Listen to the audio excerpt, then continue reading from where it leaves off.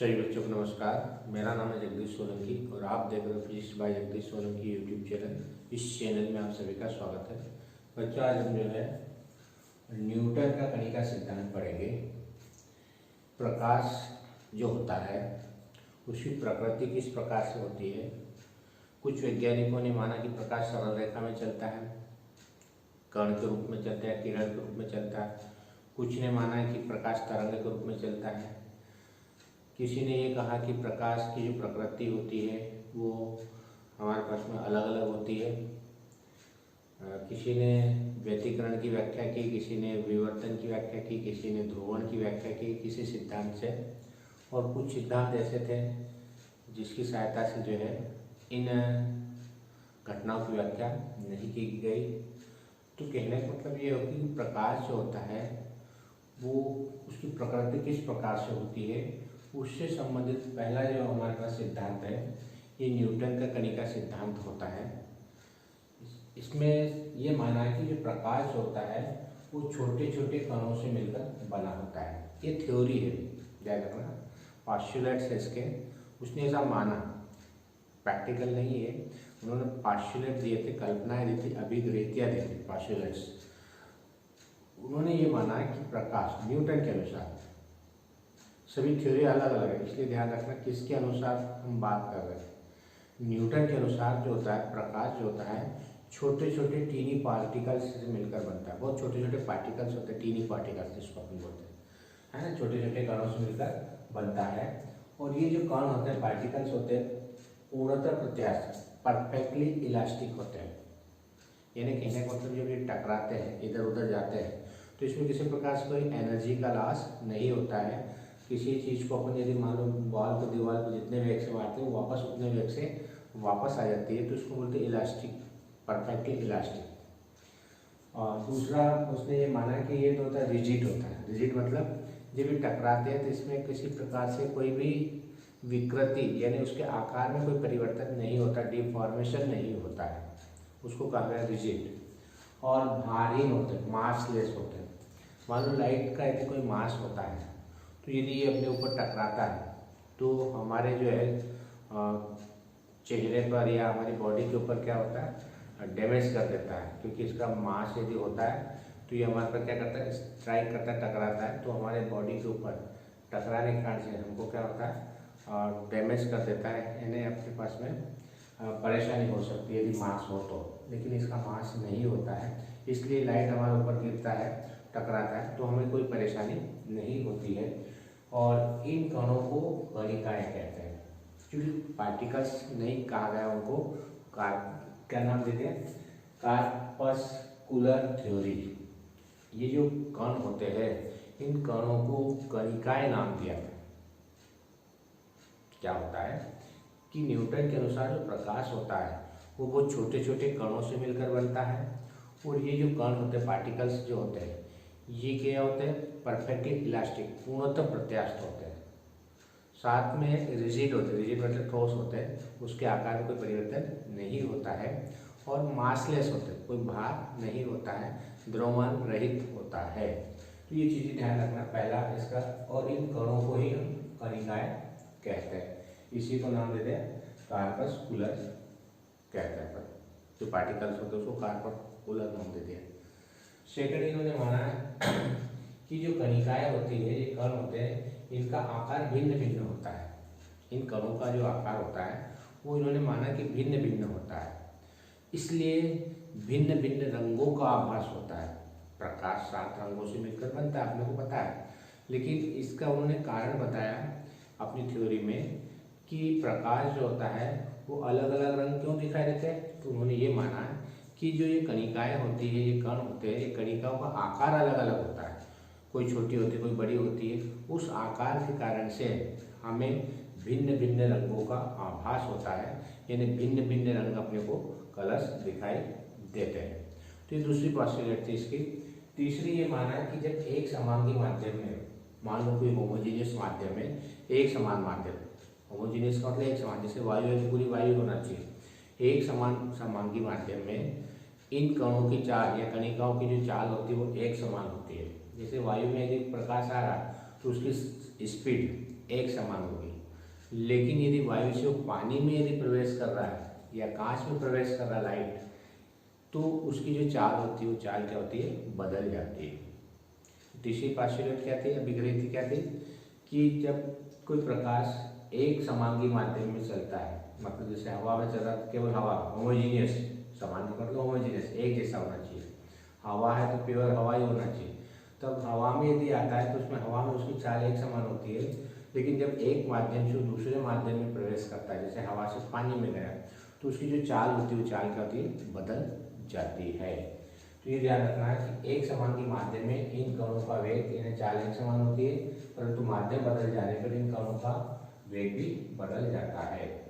अब इन्होंने एक ये चीज मान ली थी अपने पास्चुलेट में, अभिग्रहित में, कि सघन माध्यम में प्रकाश का वेग अधिक होता है। सघन मतलब पानी में, और विरल मतलब हवा। सघन और विरल दो माध्यम होते हैं। तो पानी जो होता है डेंसर मीडियम होता है, क्योंकि उसके पार्टिकल्स पास पास में होते हैं, इसलिए उसको सघन माध्यम बोलते हैं। हवा में कण दूर दूर होते हैं, इसलिए इसको विरल माध्यम बोलते हैं। तो न्यूटन ने अपने सिद्धांत में ये माना था कि जो सघन माध्यम होता है, जैसे वाटर में जो प्रकाश का वेग होता है वो एयर के प्रकाश के वेग से अधिक होता है। यानी सघन माध्यम में प्रकाश का वेग विरल माध्यम में प्रकाश के वेग से अधिक होता है।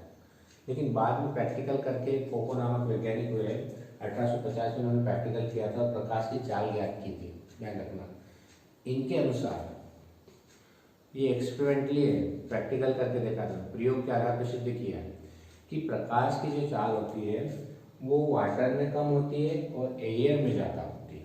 इसका उल्टा प्रूफ हो गया, इसलिए थ्योरी फेल हो गई।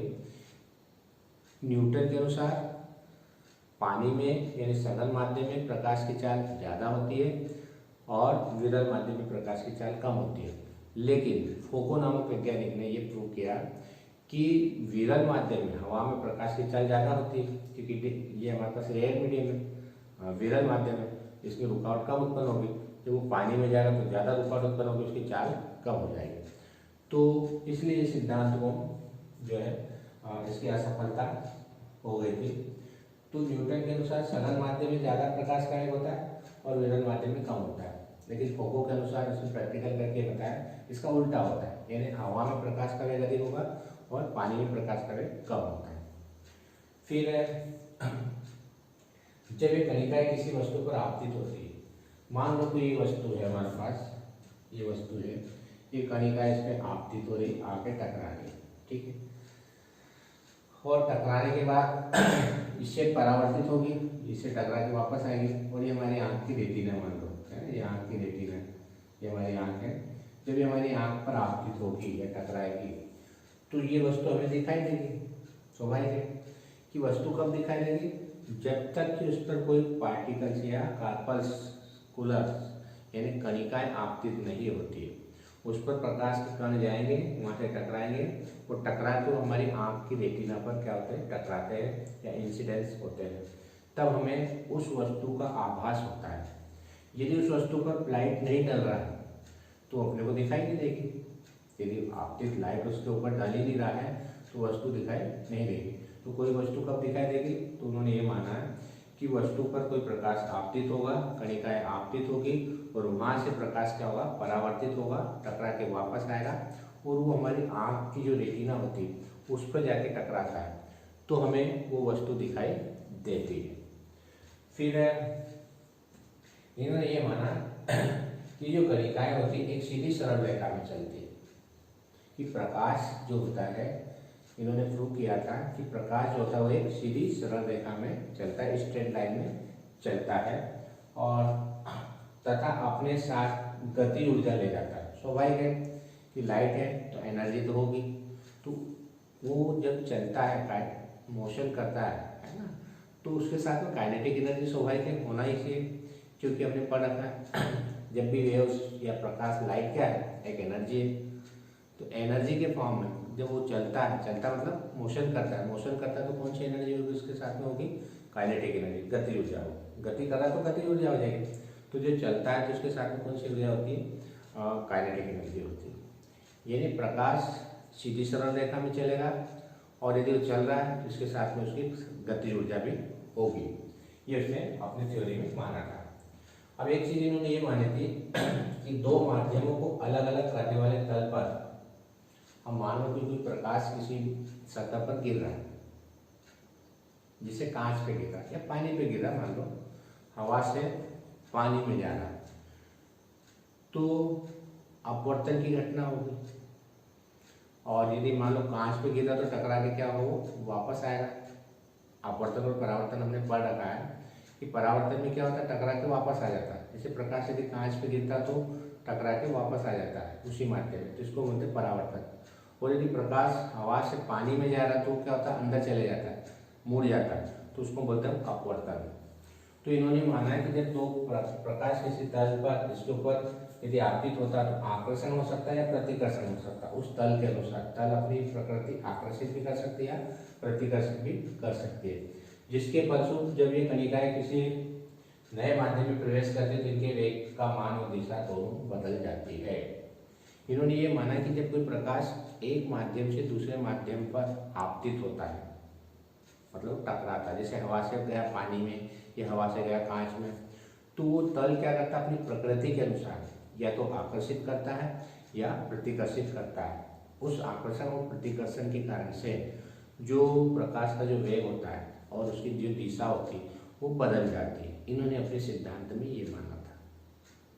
तो ये हमारे पास में कुछ इसकी पार्शियल्स है, इसकी अभिकृतियाँ हैं। तो पहला अभिकृत्य क्या है कि प्रकाश छोटे छोटे कणों से मिलकर बना होगा।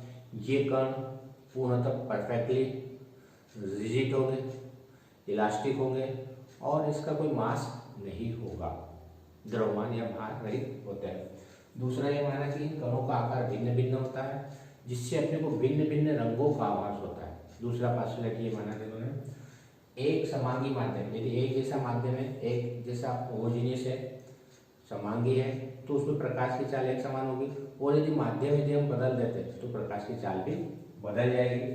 और इन्होंने ये माना था कि सघन माध्यम में प्रकाश की चाल ज़्यादा होती है, विरल में कम होती है। पानी में अधिक होती है और हवा में कम होती है, बल्कि इसका विपरीत प्रैक्टिकली पाया गया। ध्यान रखा, ओको ने इसको सिद्ध किया था। फिर ये माना कि जब एक कणिका किसी वस्तु पर आपतित होती है और वहाँ से टकराकर हमारे आँख की रेटिना पर यदि आपतित होती है तो हमें उस वस्तु का आभास होता है, वो वस्तु अपने को दिखाई देगी। फिर ये माना कि ये कणिका सीधी सरल रेखा में चलती है। लाइट जो होता है, मान लो कि लाइट आ रहा है और इसके मार्ग में हमने ये रख दिया तो क्या होगा, हमारी छाया दिखाई देती है। इसका मतलब लाइट को हमने रोक लिया। ये रुकेगी कब, जब ये सीधी सरल रेखा में आ रही तभी रुक सकता है। यदि मान लो सरल रेखा में चलती, इधर पीछे से इधर मोड़ के इधर भी लाइट आ सकता था, लेकिन ये लाइट हमारे पास में रुक रहा है। इसका मतलब प्रकाश क्या हो रहा है, सीधी सरल रेखा में गमन करता है। ये इन्होंने प्रूव किया था।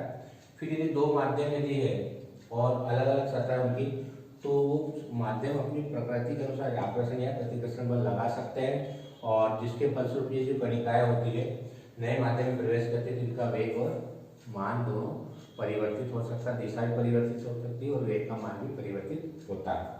तो ये इसकी अभिधारणा है पार्शियल।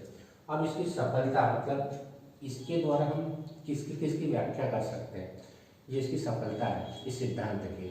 तो पहला बात तो इन्होंने ये माना, इसकी सहायता से ये मतलब सिद्ध किया कि प्रकाश सीधी सरल रेखा में चलता है। जैसे मैंने अभी बताया कि लाइट आ रहा है, इसके मार्ग में हमने कुछ रख दिया तो लाइट रुक जाएगा, इधर मोड़ के नहीं जाएगा। इसका मतलब प्रकाश सीधी सरल रेखा में चलता है। दूसरा इन्होंने सिद्ध हो गया इससे कि प्रकाश का परावर्तन, मान लो कि ये हमारे पास सतह है और एक कार्बन आ रही है, ऐसी कणिका आ रही है, तो ये क्या होता है, टकरा के वापस आ जाती है। इस तरह से टकरा के सतह से वापस आ जाती है। तो परावर्तन की घटना को भी इन्होंने सिद्ध कर दिया। तो इसलिए प्रकाश का अपवर्तन में क्या होता है कि कणिकाएं आती है और जब ये एक सतह से दूसरी सतह में जाएगी तो ये विरल माध्यम मान लो, रेयर माध्यम, और ये डेंसर है सघन माध्यम है। अब तो पता है जब विरल से सघन में जाती है तभी लंबे की ओर झुक जाती है। जब डेंसर मीडियम होता है क्या करती है, वो आकर्षित करती है, पास में लाती है, जिसके कारण से ये जो कणिकाएं होती है क्या होती है, अपने मार्ग से क्या होती है, विचलित हो जाती है और अपना रास्ता बदल देती है। तो ये घटना क्या कहलाती है, हमारे पास अपवर्तन कहलाती है। तो तीन घटनाएं थी जिसकी व्याख्या हम न्यूटन के कणिका सिद्धांत से आसानी से कर सकते हैं। पहली, प्रकाश सीधी सरल रेखा में चलता है। दूसरी, प्रकाश का परावर्तन होता है। और तीसरी, प्रकाश का अपवर्तन होता है। इन तीनों घटना की व्याख्या न्यूटन के सिद्धांत के अनुसार अच्छी तरह से हम कर सकते हैं। लेकिन कुछ घटना ऐसी थी जिसके कारण से असफल माना गया। इसकी असफलता का क्या कारण? तो पहला ये माना कि न्यूटन ये माना कि जब परावर्तन होता है, जैसे मान लो परावर्तन हो रहा है तो टकरा के वापस आती है, यानी प्रतिकर्षित करती है। परावर्तन की घटना में प्रकाश क्या होता है, टकरा के वापस दूर चले जाता है। दूर चला गया मतलब क्या होगा, प्रतिकर्षण हो गया। और ये अपवर्तन इन्होंने माना है कि आकर्षण हो रहा है, पास में आ रहा है प्रकाश। यानी प्रकाश की दो तरह की प्रकृति कैसे हो सकती है, आकर्षण और प्रतिकर्षण कैसे हो सकते हैं। प्रकाश या तो आकर्षित हो सकता है, प्रतिकर्षित होगा। तो इन्होंने दोनों तरह की प्रकृति मानी। परावर्तन में तो उसने कह दिया कि प्रतिकर्षण होता है, दूर चले जाता है, और आकर्षण में ये मान लिया कि पास में आती। इसको ये सिद्ध नहीं कर पाया कि आकर्षण प्रतिकर्षण कैसे हो रहे हैं, सतह आकर्षित या प्रतिकर्षित कैसे होती है। तो प्रकाश को आकर्षित, ये प्रतिकर्षित कर रहा और ये आकर्षित कर रहा, तो ये इसको प्रूव प्रैक्टिकली नहीं कर पाया। दूसरा ये माना कि प्रकाश का वेग सघन में अधिक होता है और विरल में कम होता है न्यूटन के अनुसार। लेकिन ये भी गलत सिद्ध हुआ, इसकी व्याख्या इनके द्वारा सिद्ध नहीं की। प्रकाश का वेग प्रैक्टिकली किस में कम होगा, अधिक होगा, विरल माध्यम में, ध्यान रखना, हवा में ज़्यादा होता है और पानी में कम होता है। ये इन्होंने उल्टा मान लिया था, इसलिए ये थ्योरी फेल हो गई। तीसरा, कणिका का वेग प्रकाश स्रोत के ताप पर निर्भर करता है। हाँ, एक चीज इन्होंने माना कि तापमान यदि ज़्यादा होगा तो उसका वेग भी ज़्यादा होता है, प्रकाश का वेग। लेकिन अपने को तो प्रैक्टिकली सिद्ध हो गया कि जो प्रकाश का वेग होता है कितना होता है, 3 × 10⁸ मीटर पर सेकंड। वायु हमेशा इतना ही होगा, चाहे टेम्परेचर बढ़ाओ कि घटाओ, कुछ भी करो। लेकिन इनके अनुसार प्रकाश का वेग स्रोत के ताप पर निर्भर करता है। यदि ज़्यादा गर्म होगा तो उसका वेग ज़्यादा होगा, कम गर्म होगा तो उसका वेग कम होगा। लेकिन प्रैक्टिकली ऐसा नहीं पाया गया। तो जो स्रोत का जो ताप होता है उस पर प्रकाश का वेग निर्भर नहीं करता है। इनके अनुसार स्रोत के ताप पर प्रकाश का वेग निर्भर करता है, यानी अलग अलग स्रोत का ताप यदि है तो उनका प्रकाश का वेग भी अलग अलग होगा। लेकिन वास्तव में प्रैक्टिकल ऐसा नहीं पाया गया, इसलिए थ्योरी फेल हो गई। चौथा पॉइंट ये, स्रोत लगातार कण निकलते रहते हैं। अब मान लो कि जैसे ट्यूबलाइट या बल्ब है, उससे पार्टिकल निकलते रहते हैं, तो पार्टिकल निकले इसका मतलब उसका मास तो कम होना चाहिए। भाई ट्यूबलाइट में से कण निकल, लाइट निकल रहा है, क्योंकि किससे बनकर मिलकर बनता है, पार्टिकल से मिलकर बनते हैं कार्बन कूलर भी। तो कण यदि निकल रहे तो उसका द्रव्यमान क्या होना चाहिए, मास कम होना चाहिए। लेकिन ऐसा नहीं होता है। तो न्यूटन के अनुसार प्रकाश कण के रूप में चलता है। यदि किसी स्रोत से, लाइट के स्रोत से, जैसे ट्यूबलाइट या बल्ब, इससे यदि पार्टिकल्स निकल रहे तो उस बल्ब का या ट्यूबलाइट का मास क्या होना चाहिए, कम होना चाहिए। लेकिन ऐसा नहीं होता है, बल्ब या ट्यूबलाइट का मास कम नहीं होता है। तो ये भी इसकी एक कमी थी एंड फेलियर्स थी। फिर सबसे महत्वपूर्ण चीज ये थी पांचवी, कि इसके द्वारा सबसे महत्वपूर्ण चीज व्यतिकरण, इंटरफेरेंस, डिफ्रैक्शन, विवर्तन और पोलराइजेशन, ये 3 घटनाएं होती फिजिक्स में। कौन कौन सी? व्यतिकरण, इंटरफेरेंस, डिफ्रैक्शन, विवर्तन और ध्रुवण, जिसको हम पोलराइजेशन बोलते हैं। इनकी व्याख्या करने में ये असफल रहा। ये 3 घटनाएं हम आगे पढ़ेंगे क्या होती है। तो ये इसके फेलियर्स के कारण थे कि व्यतिकरण, विवर्तन और ध्रुवण, इसकी व्याख्या नहीं कर पाया, इसलिए इस सिद्धांत को फेल कर दिया गया। परावर्तन और अपवर्तन की व्याख्या कर पाए। ये 5 घटना होती है, परावर्तन, अपवर्तन, व्यतिकरण, विवर्तन और ध्रुवण। ये प्रकाश से संबंधित कुछ घटनाएं होती है जिसको अपन आगे आने वाले वीडियो में हम पढ़ेंगे अच्छी तरह से। तो ये 3 घटनाएं होती जिसकी व्याख्या इस सिद्धांत के आधार पर नहीं की जा सकी। तो ये हमारे पास न्यूटन के कणिका सिद्धांत है। यदि वीडियो आपको अच्छा लगता है तो आप इस चैनल को सब्सक्राइब करें, अपने दोस्तों के साथ वीडियो को शेयर करें और बेल आइकन के बटन को प्रेस करें ताकि आने वाले वीडियो की नोटिफिकेशन आप तक पहुंच जाए। धन्यवाद। जय हिंद, जय भारत, वंदे मातरम।